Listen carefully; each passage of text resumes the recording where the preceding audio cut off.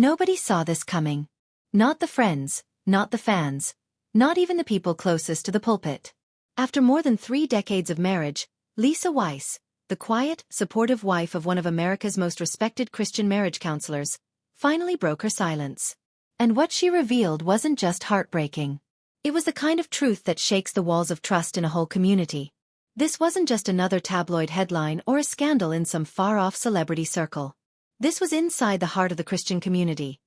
A place people turned to for guidance, healing, and a sense of moral safety. And yet here was a story that made people stop in their tracks and ask, if this can happen here, what else don't we know? Before we go any further, because this is going to be intense and you're going to have a lot to say about it, make sure you hit that like button, leave your thoughts in the comments, and subscribe to the channel so you don't miss the next update. Trust me, you'll want to follow every twist of this story.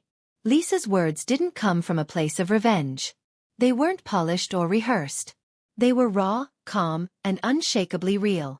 And in that honesty, she managed to take down an image that had been built over decades. Doug Weiss wasn't just a husband. He was a brand. His face was on book covers, his words were quoted in sermons, and his reputation as an authority on saving marriages made him a familiar name in Christian households. To the world, he was the man you called when your marriage needed saving. To Lisa, for many years, he was her partner. Until he became someone else entirely. And then there's Joanie Lamb. Well known in Christian television. A widow carrying on her late husband Marcus Lamb's legacy. The public saw her as polished, gracious, and faithful. She and Doug had shared stages, spoken at events, and moved in the same ministry circles. They smiled for the same cameras, shook the same hands after church services, and spoke the same language of faith and encouragement. But when Doug and Lisa's marriage ended, Joanie didn't just appear in the background. She appeared at the altar, as Doug's new wife. The speed of it left people stunned. One moment, Doug and Lisa's divorce was announced, without much explanation. The next, Doug was married to Joanie. And this wasn't some quiet wedding tucked away in a corner of the world. It was public. It was celebrated.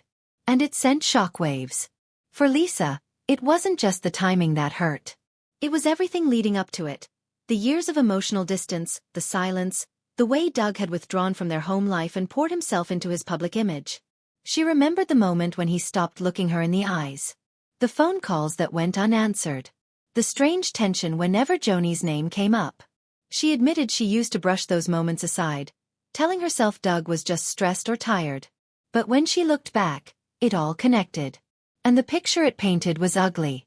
One of the most shocking moments in Lisa's account came when she described a phone call from Joanie herself. The Joanie the public saw on TV, calm, composed, smiling, was not the Joanie on the other end of that call.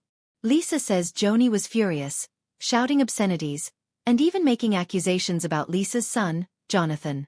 According to Lisa, Joanie defended a man facing serious assault charges and attacked the credibility of the accusers. Lisa says it was one of the most surreal moments of her life. Hearing someone who publicly spoke of grace and compassion unleash such hostility in private. That was the moment Lisa says she truly saw Joanie's real character. And it wasn't what the audience had been led to believe. Now, you have to understand something.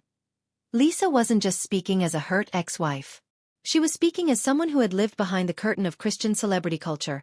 A world where appearances often matter more than truth, where names and reputations are protected at all costs, and where the pain of those left behind is quietly swept under the rug. She had seen the pressure to keep smiling, to keep quiet, to protect the ministry, even if it meant silencing her own suffering. But when she finally spoke, she refused to soften it. She told it exactly as she had lived it. For the people who had looked up to Doug for decades, it was a gut punch. How could the man who preached about commitment and forgiveness walk away from his own marriage so quickly, and into another one, without so much as a public explanation? And Doug's silence only made it worse. He didn't address Lisa's claims. He didn't talk about the sudden remarriage. He kept smiling for the cameras, writing books, and giving interviews as though nothing had happened. For many, that silence spoke louder than any denial could. It felt like the image had become more important than the truth. Lisa's story spread fast. Social media lit up with debates. Some defended Doug and Joanie, insisting they deserved happiness after their past losses. Others accused them of betrayal and hypocrisy. People started pulling Doug's books from their shelves. Churches quietly removed his name from speaking events. His reputation, once rock solid, began to crumble. And Joanie? She wasn't untouched by it either. Longtime viewers of her TV programs began to question whether the woman they saw on screen was the same person behind the scenes. Some wondered if she had been involved with Doug before the divorce. Others doubted her integrity altogether. Through it all, Lisa stayed calm. She didn't shout. She didn't release private documents. She simply told her story, and that calm honesty is what made people believe her. She made it clear she wasn't trying to destroy Doug's career. She just wanted her truth to be heard above the noise of polished press releases and carefully curated images. She wanted people to know there was real pain behind the pictures. Her story wasn't just about a marriage falling apart. It was about the hidden cost of protecting public images at the expense of personal integrity. It was about what happens when leaders forget that how they treat the people closest to them matters just as much as how they speak on stage. It was also about courage.